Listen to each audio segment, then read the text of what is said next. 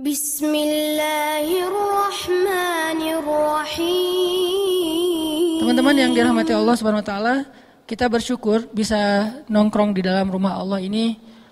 Mudah-mudahan seperti yang saya sampaikan di pekan yang lalu, kita betah dengan tongkrongan ini dan kita jadiin ini salah satu lifestyle kita.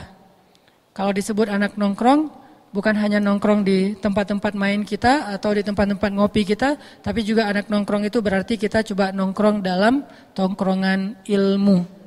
Sehingga ketika kita nongkrong, Allah Subhanahu wa taala nge-like. Allah kan suka kepada orang-orang yang bertaubat kan? Suka itu kan nge-like ya.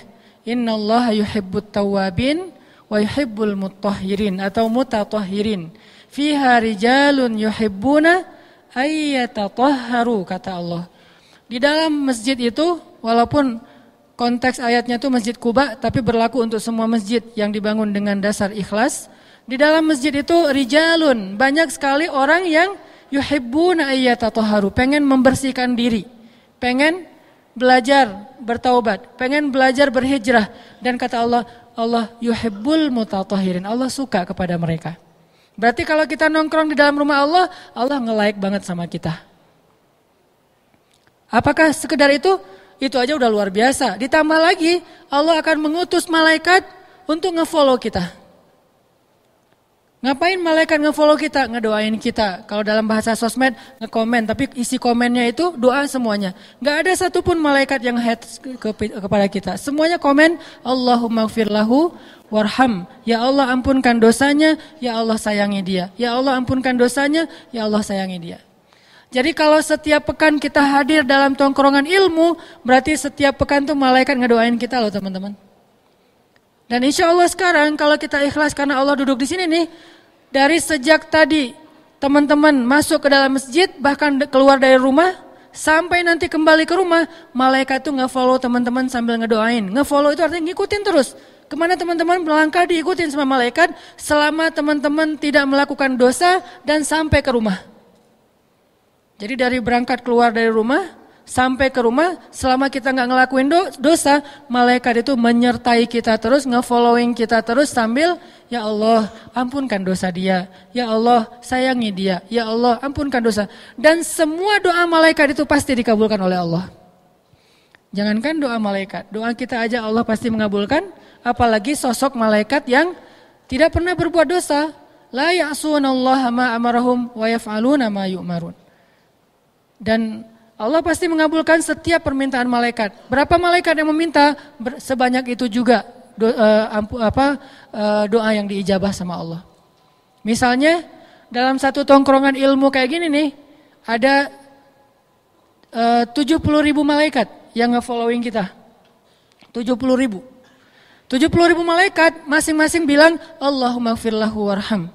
Allahumma gfirlahu warham. Allahumma gfirlahu warham. Dan itu gak berhenti teman-teman. Kalau taklim kita selama 1,5 jam, berarti selama 1,5 jam berapa kali malaikat minta ampun untuk kita, berapa kali malaikat minta Allah sayang sama kita. Dan itu baru satu malaikat, dikali 70.000 malaikat.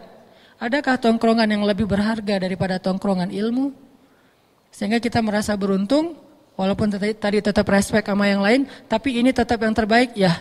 Kita beruntung berada di sini ya, bukan kita hebat, Allah yang maha baik memilih kita untuk bisa nongkrong di rumahnya dan nongkrong di dalam majelis ilmu agamanya. InsyaAllah nanti kita lanjutkan setelah sholat isya. Bismillahirrahmanirrahim. Teman-teman yang dirahmati Allah Subhanahu wa taala, kita lanjutkan. Pada malam ini kita ingin membahas tentang masalah sendiri.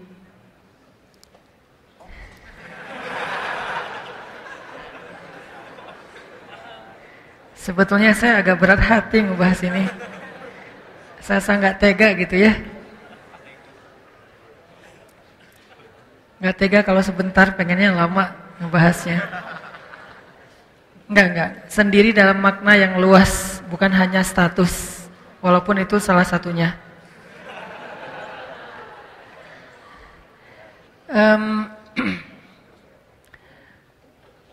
Kadang kita pernah ngerasa kayak berat ketika kita lagi sendiri. yang biasanya heboh bareng dengan geng, bareng dengan teman-teman, tiba-tiba karena satu dan lain hal, akhirnya teman-teman menjauh dari kita. Mungkin kita salah ngomong, mungkin kita salah sikap, mungkin kita terbawa emosi, mungkin kita gak suka dengan komen teman kita di grup. Akhirnya kita kayak menjauh atau dijauhin sama geng kita, sama teman kita. Mulailah merasakan kesendirian. Atau kadang-kadang kita merasa sendiri itu di antara orang ramai karena dianggap mungkin cuma kita doang yang idealis. Yang lain terlalu realistis dalam pekerjaan misalnya. Yang teman-teman kita ngikutin aja flow atau budaya di kantor kita yang sebetulnya menurut kita nggak nyaman, nggak tenang gitu. Kayak misalnya banyak hal-hal yang nggak sesuai dengan agama, nggak sesuai dengan tuntunan Allah, dan bahkan dalam aturan negara juga itu sebetulnya melanggar. Tapi karena udah terbiasa kayak gitu, jadilah culture ya, jadilah habit. Nah di antara satu kantor, cuman kita doang yang mungkin masih bertahan, nggak mau ikut-ikutan. Mulailah merasakan kesendirian di antara banyak orang. Atau justru kesendirian itu muncul setelah kita udah punya keluarga.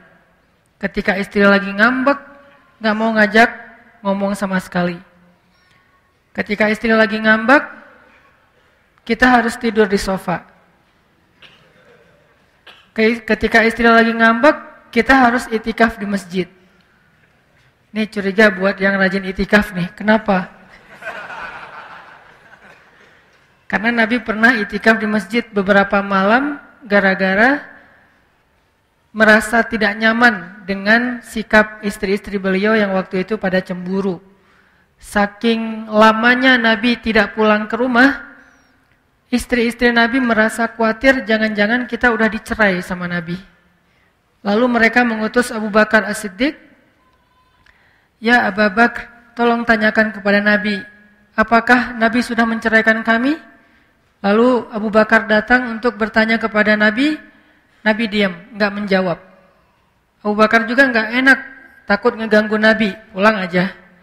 Terus ngutus Umar bin Khattab, bapaknya Hafsah.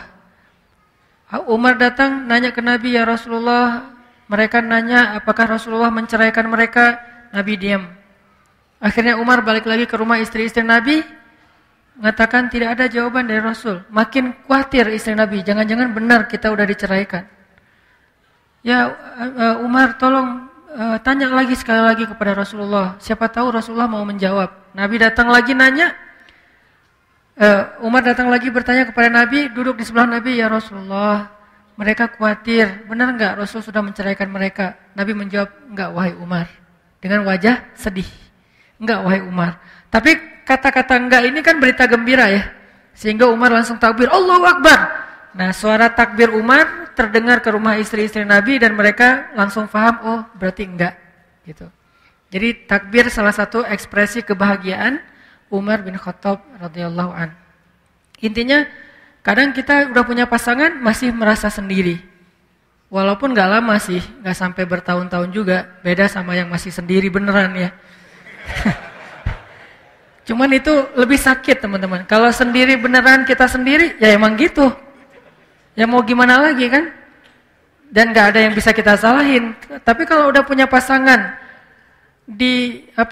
dicuekin, kita ngomong gak diwaro, terus kita udah jungkir balik lucu-lucuan, udah jadi badut-badutan depan dia gak ketawa, dia gak senyum. Wah berarti kita dosa besar nih. Kesalahan kita fatal banget, sampai udah jadi badut, dia gak ketawa. Yang ketawa malah anak kita gitu ya. Emaknya biasa aja. Dan itu yang emang gak enak sih, di dalam satu rumah bareng, tapi gak ngomong. Gak usah seharian, sejam aja gak enak. Apalagi seharian, 2 hari, 3 hari, walaupun idealnya sih maksimal 3 hari ya. Tapi, dan 3 hari ini batas maksimal. Terus minimal tergantung tingkat kesolehan. Makin soleh, makin cepat lerainya. Makin soleh, makin cepat islahnya. Makin soleh, makin cepat damainya. Maksimal mentok-mentoknya jangan ngelanggar lebih dari 3 hari. Tapi kalau bisa lebih cepat berapa lama Ustadz? Ya tergantung tingkat kesolehan. Ada orang yang cuma butuh waktu beberapa menit, beres, damai. Ada orang yang butuh sejam 2 jam, damai. Ada yang tunggu sampai mentok. Kan belum 3 hari Ustadz.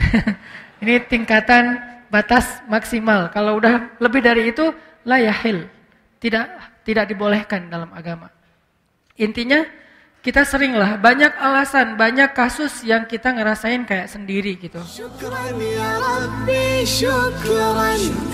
Hadaita qalbi, syukran.